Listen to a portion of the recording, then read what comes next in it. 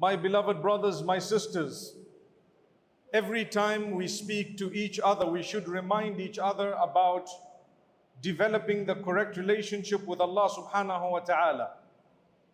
We should remind each other about taqwa, the consciousness of Allah.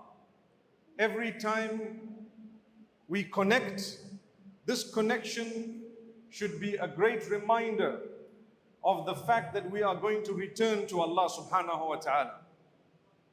One of the most important factors that we as believers bear in mind is that Allah created us and we shall be returning back to Allah subhanahu wa ta'ala.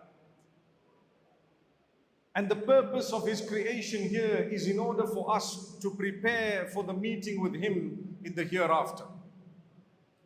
So my beloved brothers and sisters, we know that Allah Almighty has instructed us to do certain things and He has prohibited certain things.